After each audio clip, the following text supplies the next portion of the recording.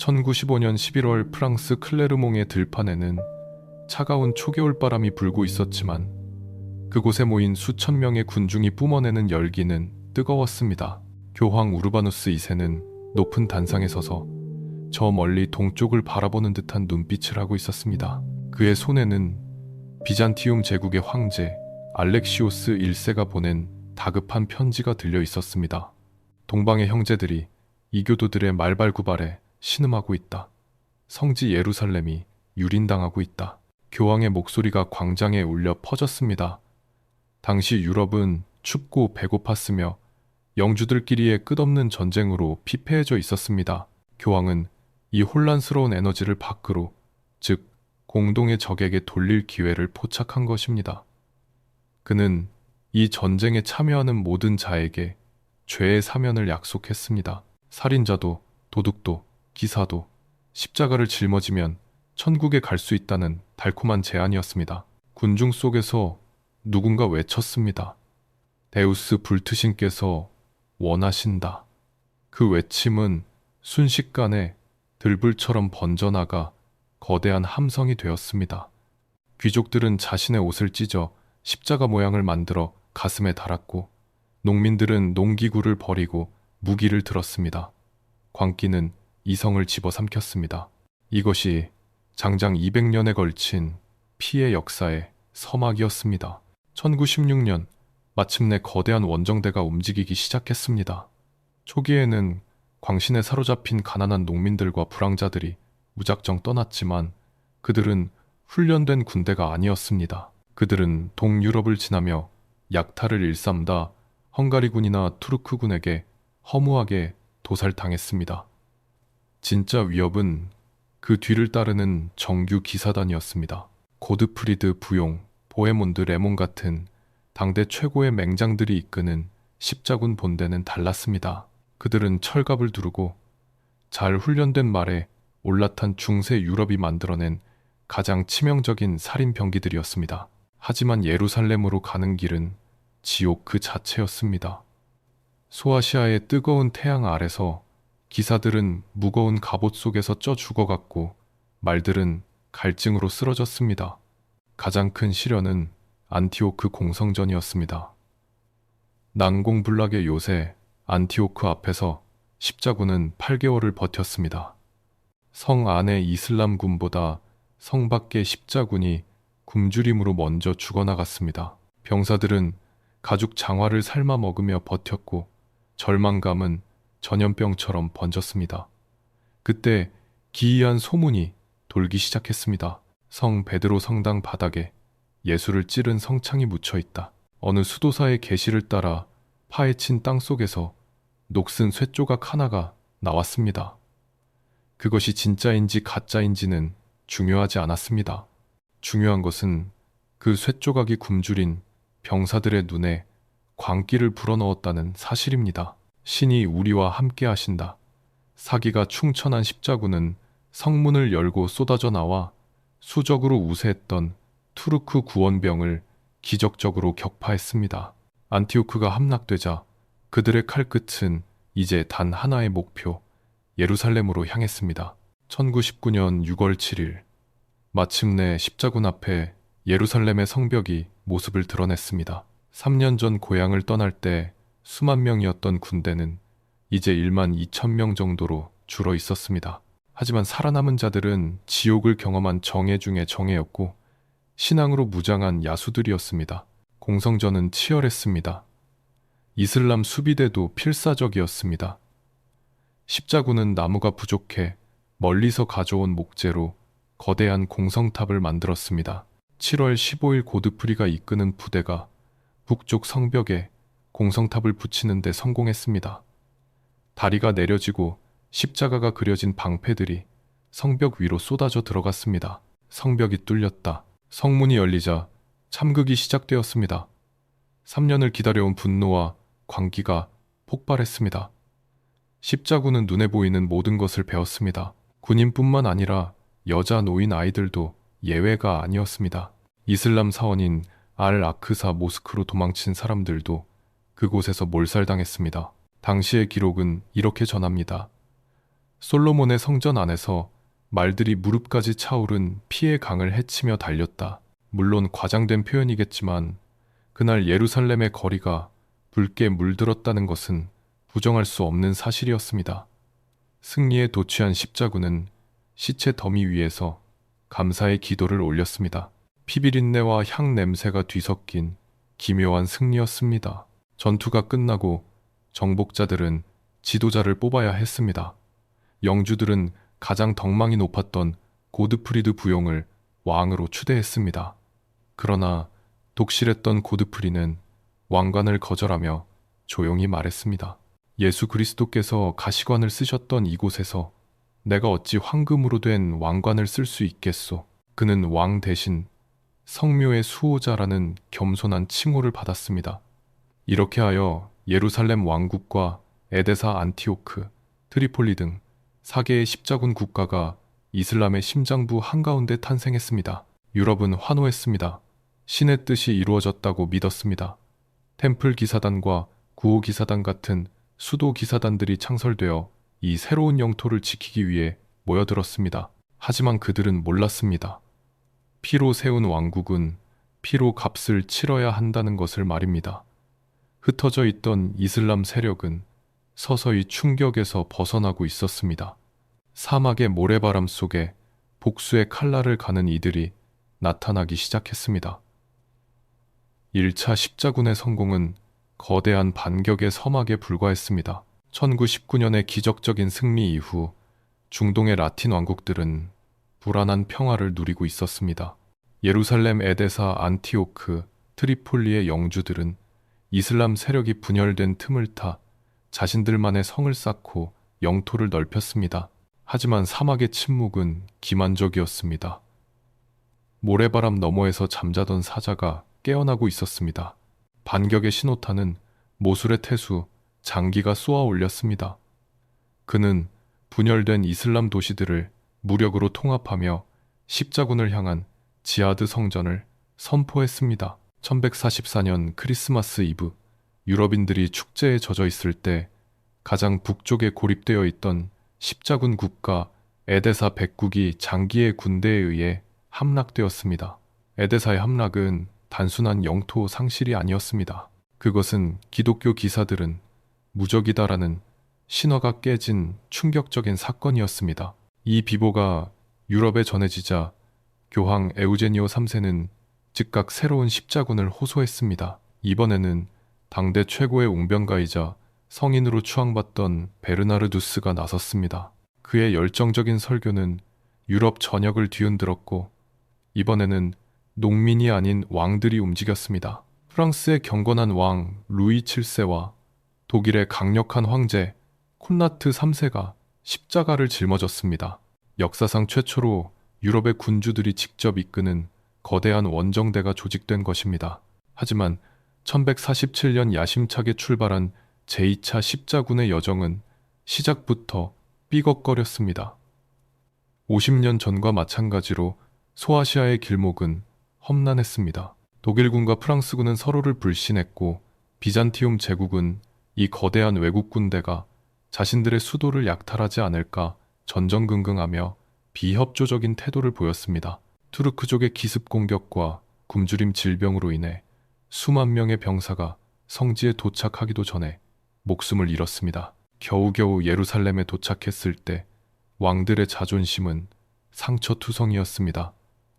그들은 무언가 보여주어야 했습니다. 1148년 예루살렘 근처의 아크레에서 운명을 가를 회의가 열렸습니다.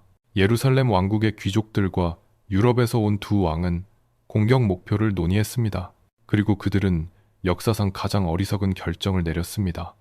목표는 다마스쿠스였습니다. 이것은 치명적인 실수였습니다. 당시 다마스쿠스는 이슬람 도시였지만 북쪽에서 세력을 키우는 장기의 아들 누르 앗-딘을 견제하기 위해 예루살렘 왕국과 우호적인 동맹관계를 유지하고 있던 유일한 완충지대였습니다. 다마스쿠스를 공격하는 것은 이슬람 세계를 적으로 돌리고 그들을 하나로 뭉치게 만드는 자살행위나 다름없었습니다. 하지만 피와 명예에 굶주린 유럽의 왕들은 현지 귀족들의 조언을 무시하고 진군을 명령했습니다. 7월의 태양은 뜨거웠습니다.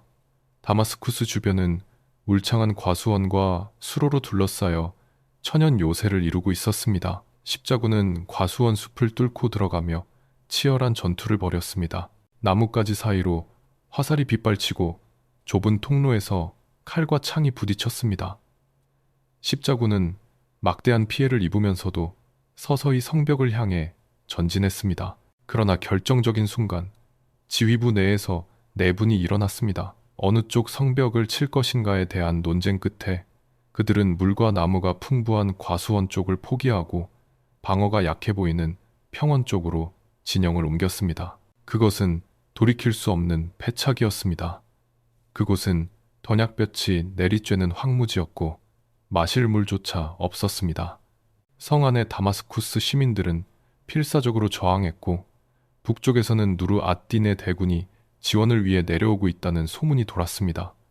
공포와 갈증 그리고 서로에 대한 불신에 휩싸인 십자군 지휘부는 결국 공격 개시 4일 만에 철수를 결정했습니다. 그것은 후퇴가 아니라 도망이었습니다. 화려하게 출정했던 두 왕의 군대는 아무런 성과도 없이 물통 하나 건지지 못한 채 등을 돌려야 했습니다. 이슬람군은 도망치는 십자군의 뒤를 쫓으며 조롱했습니다. 1차 십자군의 영광스러운 승리와 비교하면 2차 십자군은 참담한 코미디에 가까웠습니다. 루이 7세와 콘라트 3세는 서로를 그리고 비잔티움 제국을 비난하며 씁쓸하게 유럽으로 돌아갔습니다. 이 실패의 대가는 혹독했습니다. 유럽에서는 십자군에 대한 열기가 급격히 식어버렸고 성지에 남겨진 기독교인들은 더욱 고립되었습니다. 반면 이슬람 세계는 자신감을 되찾았습니다. 프랑크인 유럽인들은 무적이 아니다. 그들도 피를 흘리고 도망친다.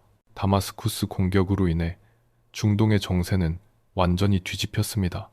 이슬람의 영웅 누르-앗-딘은 다마스쿠스를 무혈입성으로 차지하고 시리아 전체를 통일했습니다. 이제 예루살렘 왕국은 북쪽과 동쪽 모두 거대한 적에게 포위된 형국이 되었습니다.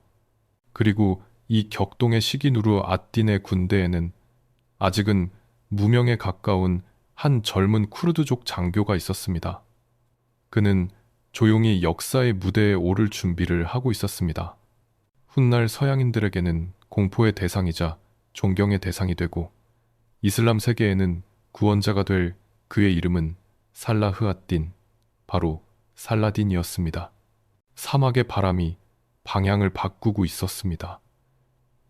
이제 예루살렘을 향한 진짜 폭풍이 다가오고 있었습니다. 2차 십자군의 참담한 실패 이후 중동의 모래시계는 이슬람 쪽으로 기울고 있었습니다. 시리아를 통일한 누르-앗-딘의 세력은 이제 이집트까지 뻗어나갔습니다.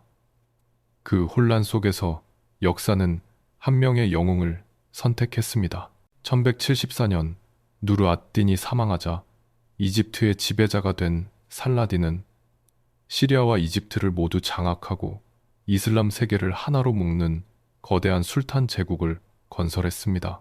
그의 목표는 단 하나, 바로 예루살렘이었습니다.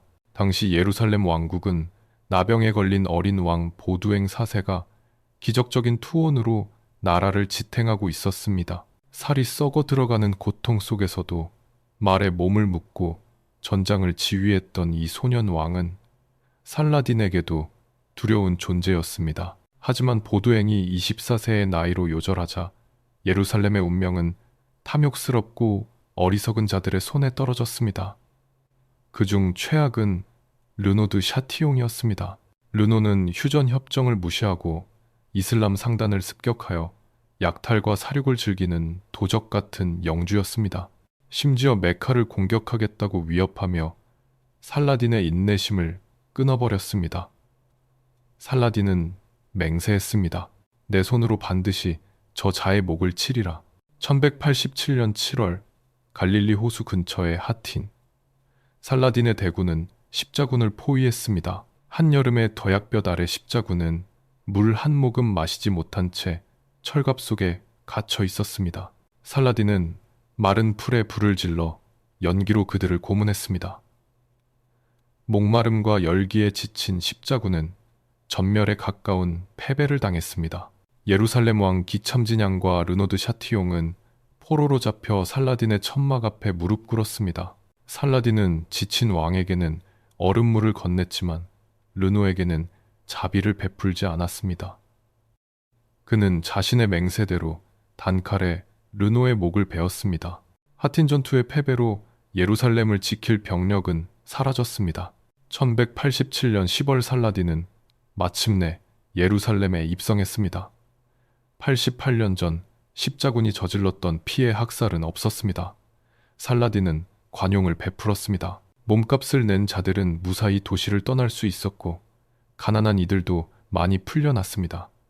이슬람의 깃발이 다시 성전산 위에 휘날렸습니다. 예루살렘 함락 소식은 유럽 전역을 충격과 분노로 뒤흔들었습니다. 교황 우르바누스 3세는 충격으로 사망했다는 소문이 돌 정도였습니다. 이에 응답하여 유럽 최강의 군주들이 일어났습니다. 이것이 바로 왕들의 십자군이라 불리는 제3차 십자군입니다. 독일의 붉은 수염 황제, 프리드리히 바르바로사, 프랑스의 존엄왕, 필리프 2세, 그리고 잉글랜드의 사자심왕 리처드 1세, 전설적인 라인업이었습니다. 그러나 신은 십자군의 편이 아니었던 모양입니다. 가장 강력한 군대를 이끌던 노장 바르바로사 황제가 소아시아의 강을 건너다 심장마비로 익사하는 어이없는 사고가 발생했습니다. 독일군은 허무하게 해산되었습니다. 이제 남은 것은 리처드와 필리프뿐이었습니다. 두 왕은 바닷길로 성지에 도착하여 전략적 요충지인 아크레를 포위했습니다. 2년에 걸친 지루한 공방전 끝에 아크레는 함락되었습니다. 하지만 승리의 기쁨도 잠시 리처드와 필리프 사이의 갈등이 폭발했습니다. 결국 필리프 왕은 병을 핑계로 프랑스로 돌아가 버렸습니다. 이제 성지에는 사자시망 리처드만이 홀로 남았습니다. 그는 전술의 천재이자 전장의 악귀였습니다. 아르수르 전투에서 리처드의 중장 기병대는 살라딘의 군대를 격파하며 무패를 자랑하던 살라딘에게 첫 패배의 굴욕을 안겨주었습니다. 리처드의 이름은 이슬람 어머니들이 우는 아이를 달랠 때 쓸 정도로 공포의 대명사가 되었습니다. 리처드는 예루살렘 코앞까지 진격했습니다. 하지만 그는 성을 공격하지 않았습니다. 그는 군인으로서 냉정하게 판단했습니다. 성을 빼앗을 수는 있어도 지킬 수는 없다. 보급로는 길어졌고 병사들은 지쳤으며 살라딘의 대군은 여전히 건재했습니다. 예루살렘을 눈앞에 두고 리처드는 고통스럽게 말머리를 돌려야 했습니다. 한편 살라딘 역시 지쳐 있었습니다. 리처드는 인간의 범주를 넘어서는 괴물 같은 적장이었습니다. 두 영웅은 서로를 적으로서 죽이려 했지만 전사로서 깊이 존경했습니다. 리처드가 열병으로 쓰러지자 살라딘은 과일과 눈을 보내주었고 리처드의 말이 전투 중 죽자 살라딘은 명마를 선물로 보냈습니다. 기묘한 우정이었습니다. 결국 1192년 두 영웅은 평화 조약을 맺었습니다. 예루살렘은 이슬람의 통치하에 두되 비무장한 기독교 순례자들의 자유로운 방문과 안전을 보장한다는 내용이었습니다. 리처드는 고향으로 돌아가며 맹세했습니다. 신의 뜻이라면 다시 돌아와 성지를 되찾겠다. 하지만 그는 다시는 성지를 밟지 못했습니다. 살라딘 역시 조약을 맺은 지 몇 달 후 다마스쿠스에서 조용히 숨을 거두었습니다. 그가 남긴 재산은 장례를 치르기에도 부족할 만큼 검소했다고 합니다. 세기의 대결은 무승부로 끝났지만 전쟁은 아직 끝나지 않았습니다. 4차 십자군이 준비되고 있었고 이번에는 신앙심이 아닌 황금의 눈이 먼 자들이 역사의 무대에 등장하려 하고 있었습니다. 성전은 이제 가장 추악한 약탈극으로 변질될 준비를 마쳤습니다. 리처드 왕과 살라딘이 떠난 뒤 십자군의 이상은 급격히 퇴색되었습니다. 1198년 새로운 교황 인노첸시오 3세는 다시 한번 성지 탈환을 외쳤습니다. 이번 목표는 예루살렘이 아니었습니다. 이슬람의 심장부인 이집트를 먼저 쳐서 예루살렘을 고립시킨다는 전략적인 계획이었습니다. 그러나 이 원대한 계획은 상인들의 계산기 앞에서 무너져 내렸습니다. 1202년 여름 십자군 지휘부는 베네치아 공화국에 모여들었습니다. 그들은 이집트로 건너갈 거대한 함대를 베네치아에 주문해둔 상태였습니다. 하지만 치명적인 문제가 발생했습니다. 약속된 병력의 3분의 1밖에 모이지 않았고 배를 빌릴 돈이 턱없이 부족했던 것입니다. 이때 베네치아의 도제 엔리코 단돌로가 등장했습니다. 그는 90이 넘은 노인의 앞을 보지 못하는 장님이었지만 누구보다 탐욕스럽고 교활한 정치가였습니다. 그는 빚에 쪼들린 십자군에게 악마의 제안을 건넸습니다. 돈이 부족하다면 몸으로 때우시오. 아드리아해 건너편에 자라라는 도시를 쳐서 우리에게 넘겨주면 빚을 유예해 주겠소. 문제는 자라가 이교도의 땅이 아니라 헝가리 왕이 다스리는 독실한 가톨릭 도시라는 점이었습니다. 십자가를 든 군대가 같은 기독교 도시를 공격한다는 것은 있을 수 없는 일이었습니다. 교황은 경노하여 공격하는 자는 파문하겠다고 경고했지만 빚더미에 앉은 십자군에게는 선택지가 없었습니다. 결국 그들은 자라를 공격해 함락시켰습니다. 이것이 첫 번째 타락이었습니다. 하지만 비극은 여기서 끝나지 않았습니다.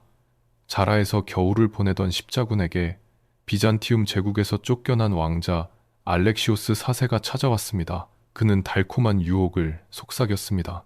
나를 콘스탄티노플의 황제로 복위시켜 주시오.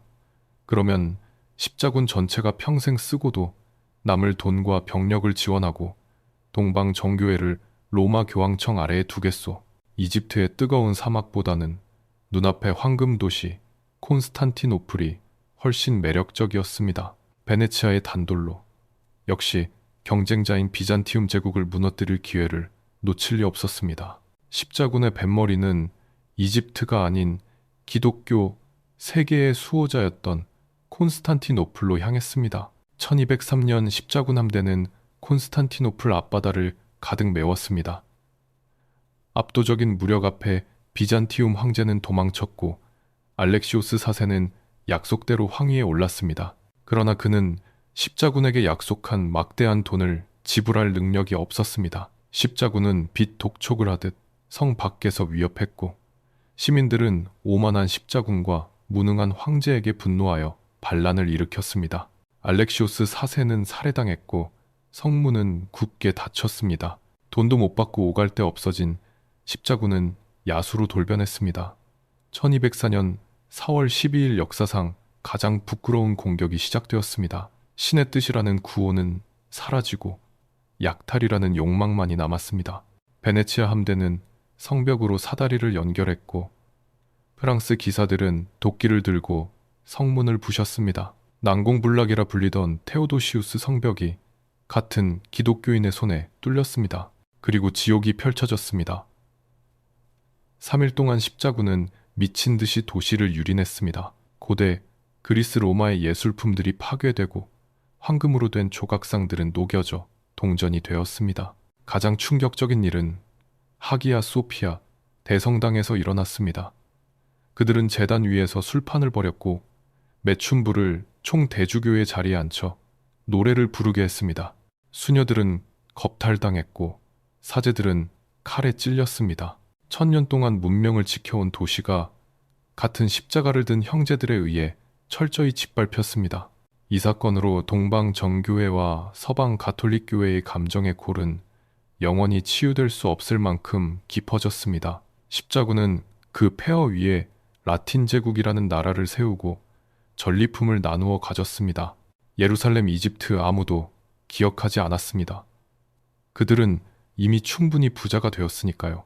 제4차 십자군은 성전이라는 명분이 얼마나 추악하게 변질될 수 있는지를 보여준 극단적인 사례였습니다. 그들은 이슬람과 싸운 것이 아니라 기독교 세계의 방파제였던 비잔티움 제국을 스스로 무너뜨리는 자살골을 넣은 셈이었습니다.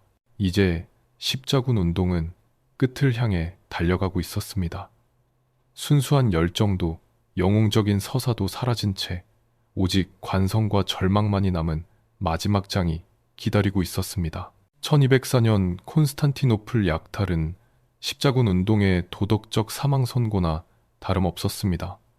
하지만 전쟁의 관성은 멈추지 않았습니다. 13세기에 접어들며 마지막 불꽃을 태우려는 시도들이 있었지만 시대의 흐름은 이미 서유럽을 떠나고 있었습니다.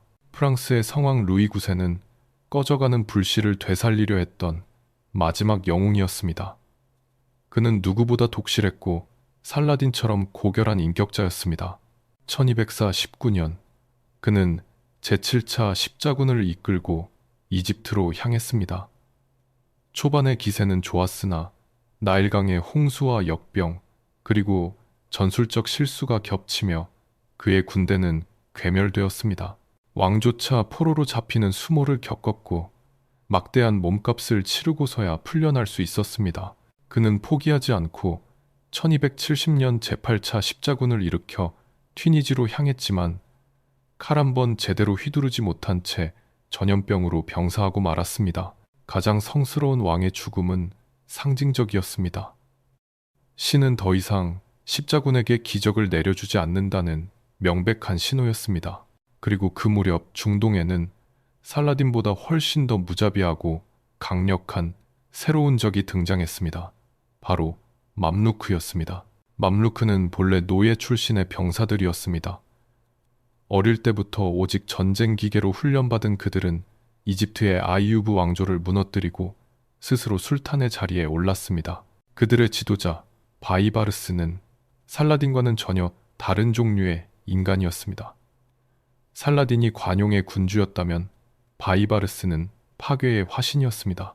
그는 몽골 제국의 침입마저 막아낸 아인 잘루트 전투 당대 최강의 전사였습니다. 바이바르스의 목표는 단순했습니다. 성지에서 기독교 세력을 완전히 뿌리 뽑는다. 그는 십자군 도시들을 하나씩 점령할 때마다 철저하게 파괴했습니다. 다시는 유럽인들이 그곳을 거점으로 삼지 못하게 하기 위함이었습니다. 1268년 안티오크가 함락되었을 때 도시는 지도에서 지워질 정도로 유린당했고 생존자는 모두 노예가 되었습니다. 난공불락이라 불리던 기사단들의 거대 요새 크라크데 슈발리에조차 그의 속임수와 무력 앞에 무릎을 꿇었습니다. 시간이 흘러 1291년 봄 십자군에게 남은 최후의 보루는 항구 도시 아크레뿐이었습니다. 예루살렘 왕국의 잔존 세력, 템플 기사단, 구호 기사단, 튜턴 기사단 등 십자군의 모든 전력이 이곳에 모였습니다. 하지만 성 밖에는 바이바르스의 후계자 술탄 알 아슈라프 칼릴이 이끄는 10만 명의 맘루크 대군이 지평선을 가득 메우고 있었습니다. 4월 6일 포위 공격이 시작되었습니다. 맘루크군의 거대 투석기들이 밤낮으로 성벽을 두들겼고 그리스의 불이 담긴 항아리가 하늘을 날아다녔습니다. 십자군은 죽음을 예감했지만 도망치지 않았습니다. 템플 기사단장 기근드 보제는 최전선에서 병사들을 독려하며 처절하게 싸웠습니다. 바다 쪽에서는 베네치아와 제노바의 배들이 여자와 아이들을 탈출시키려 애썼지만 파도는 거칠었고 배는 부족했습니다. 5월 18일 마침내 굉음과 함께 저주받은 탑이라 불리던 성벽의 일부가 무너져 내렸습니다. 맘루크군이 물밀듯이 성 안으로 쏟아져 들어왔습니다.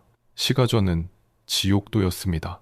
기사들은 마지막 한 명까지 칼을 휘두르다 쓰러졌습니다. 템플 기사단장은 겨드랑이에 화살을 맞고 전사했고 남은 병력은 기사단 본부 건물로 후퇴해 문을 걸어 잠갔습니다.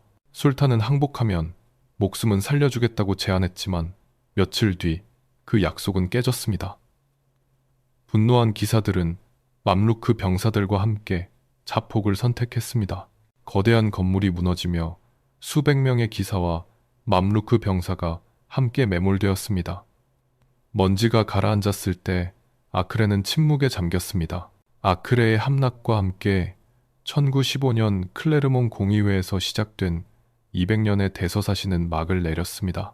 티레, 시돈, 베이루트 등 남은 작은 도시들은 싸우지도 않고 항복하거나 버려졌습니다. 살아남은 기사들은 배를 타고 키프로스 섬으로 도망쳤습니다. 그들은 언젠가 다시 돌아오겠다고 다짐했지만 십자군은 영원히 성지로 돌아오지 못했습니다. 유럽은 충격에 빠졌지만 더 이상 군대를 보낼 힘도 열정도 없었습니다. 신이 원하신다는 외침은 이제 허공에 흩어지는 메아리가 되었습니다. 이 전쟁은 무엇을 남겼을까요? 수백만 명이 신의 이름으로 서로를 죽였고 예루살렘은 피로 씻겼습니다. 동방과 서방 사이에는 씻을 수 없는 증오와 불신이 깊게 새겨졌습니다. 하지만 역설적이게도 전쟁의 길을 따라 동방의 향신료, 직물, 그리고 선진 학문이 유럽으로 흘러들어갔습니다. 이슬람의 앞선 문명은 훗날 유럽의 르네상스를 꽃피우는 걸음이 되었습니다. 폐허가 된 아크레의 바닷가 파도는 여느 때와 다름없이 밀려오고 있었습니다. 인간의 욕망과 광기가 휩쓸고 간 자리를 자연은 무심하게 지워내고 있었습니다. 십자군 전쟁, 그것은 신을 위한 전쟁이었을까요? 아니면 인간의 탐욕이 빚어낸 가장 거대한 비극이었을까요? 역사는 침묵한 채 그 답을 우리에게 남겨두고 있습니다.